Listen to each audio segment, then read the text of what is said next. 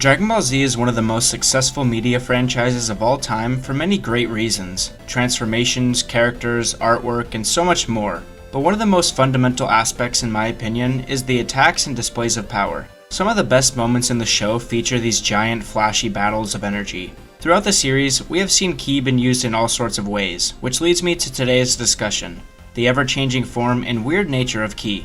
Now, I'm not just talking about the classic energy blasts. I mean, sometimes Ki waves have the force of an explosion, and at other times they can disintegrate whatever they touch. Ki can be used to create fireballs and even telepathy. Yes, telepathy. So today, I'm going to break down some of the more straightforward examples of Ki usage, and then move into some of the more stranger and more unexpected ways it's used. First up, your classic Ki waves and blasts.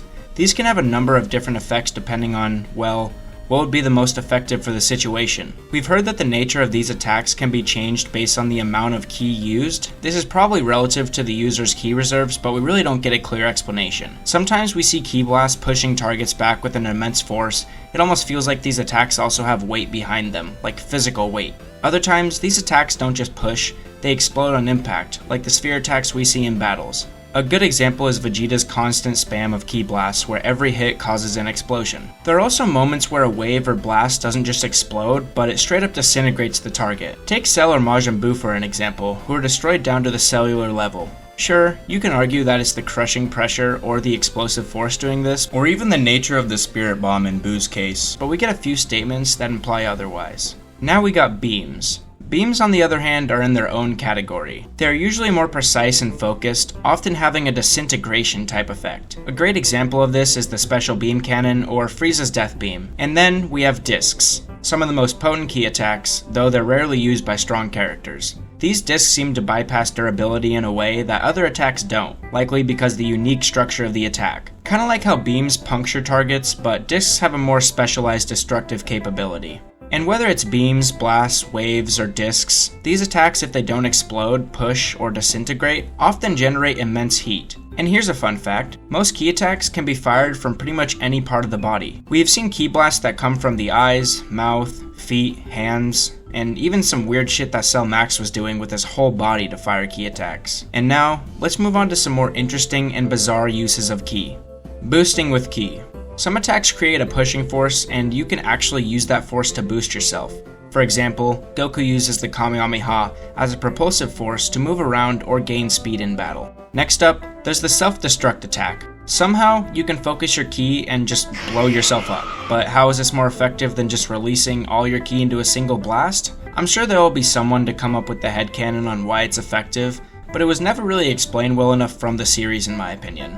This next one isn't too odd, but it's still interesting, and that is Ki weapons. Think of Vegeto's strange arm weapon or Goku Black's weaponized Ki blade and scythe. It's like the discs, but used as a melee weapon instead of projectiles. Another odd but cool one are Ki rings. Think of the Ki rings that Gotenks was using against Super Buu. Speaking of Gotenks, let's talk about the ghost attack. Gotenks can conjure ghosts made up of pure Ki that explode on impact, each one resembling him. Just out of pure Ki. And what's the deal with that cocoon made of Ki? Where is this shit even being taught?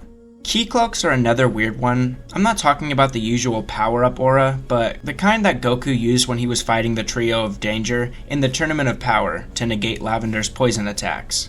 Some more odd stuff with Ki is the mind abilities that it can grant. There's an implied connection between Ki and telekinesis. Some Ki attacks can be controlled after they're fired. What are these, inverted controls? And since some Ki attacks are invisible, does that mean when Frieza uses telekinesis, it's actually just Ki manipulation? Future Katoro here. Yes, that is exactly what that means. Oh, and let's not forget, Ki can also be used for mind reading, so it's not too far-fetched to think that Ki can be used for telekinesis as well.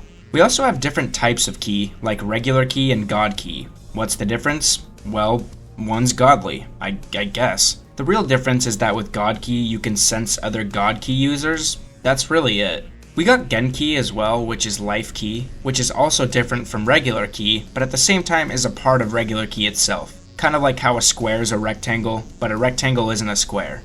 Makes sense. Genki is primarily used for the Spirit Bomb, even though we saw the Spirit Bomb taking pretty much any energy against Buu, so I guess it went from life energy to just energy. And I got so many more random questions about this stuff, like, is the Clothes Beam just Ki? Why are some Ki attacks different colors? We know Ki can be good or evil, but even the good guys' attacks have different colors sometimes. Why do some Ki attacks have different textures? Who determines if Ki is good Ki or bad Ki? How do people use their Ki to tear rips in literal reality?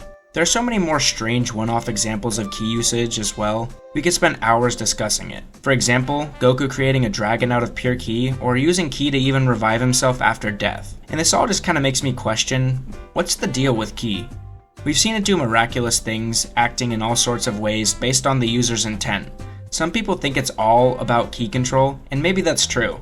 But I can't help but wish we got more explanation on how exactly controlling your Ki, many much good, allows you to manifest matter, communicate telepathically, or even move shit with your mind. Sure, the easiest answer is that it just looks cool, and it keeps the story moving, which I'm perfectly fine with that explanation, but it's one of those things that I sometimes question while rewatching the show. Does anyone else think about this, or am I just going crazy?